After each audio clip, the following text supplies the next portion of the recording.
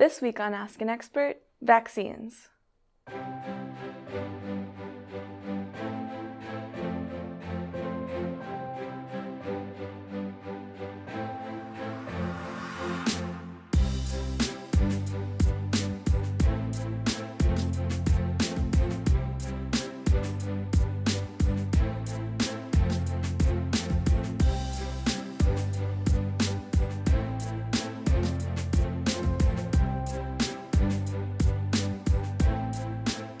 Welcome to Ask an Expert, the show where youth submit questions to be answered by people around the school.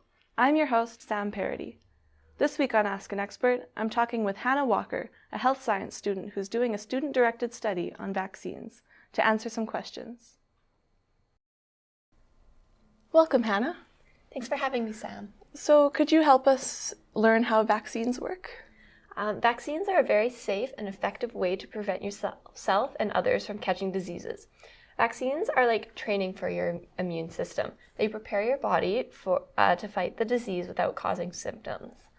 In order to understand exactly how a vaccine works, it's important to understand what happens when a virus or bacteria invades your body.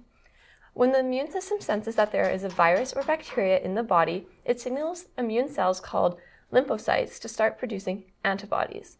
The antibodies fight the invader, which is known as an antigen, and create memory cells. Memory cells remember exactly what type of antibodies were needed to fight the invader and are stored away for the next time that particular disease enters the body. This allows them to kill the invader quickly if it ever enters the body again. Unfortunately, the first time your body faces a particular antigen, it can take a couple of days for your immune system to figure out how exactly to fight it. This is when you get sick. This is when vaccines come into play. Vaccines are made out of dead or weakened antigens. They are harmless, but when they are injected into your body, your immune system recognizes them as a threat and will create antibodies to fight it. These antibodies create the memory cells, which are stored away. So if a real, live, strong, healthy disease enters your body ever, your immune system is prepared to fight it with the stored away antibodies. Oh, wow, that's really interesting. So could you help us to understand some of the myths that are out there about vaccines? There's a lot of information. Yeah.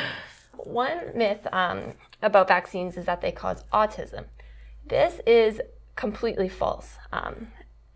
This myth kind of came about in the late 1990s, and it's really strongly believed by new parents. So what happened was in 1995, a group of researchers published a study that showed that individuals who had measles, mumps, rubella, the MMR vaccine, were more likely to have bowel disease than individuals who did not have the MMR vaccine. One of these researchers was Dr. Andrew Wakefield, who went on to study whether persistent infection with vaccine virus would lead to bowel disease and neuropsychiatric disease, which is autism. In 1998, Wakefield and 12 other co-authors published a case study claiming they found evidence of measles virus in the digestive tract of children who started showing symptoms of autism after they had received the MMR vaccination. The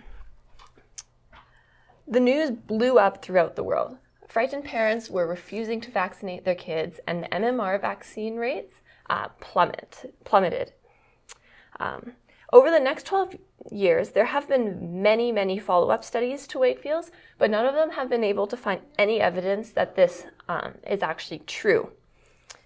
In 2004, it was revealed that the editor of the paper who published Wakefield's study was actually being paid against lawyers who wanted to file lawsuits against vaccine manufacturers.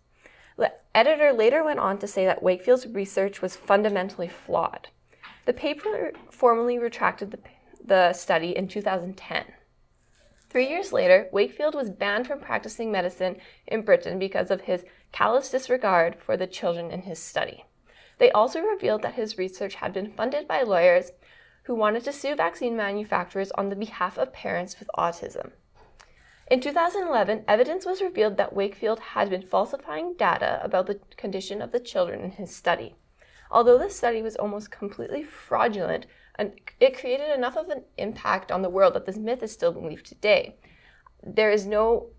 The study has basically been rejected, and it has no proof that this actually causes autism, but because it made enough of an impact on the world, it is still really, really believed in today.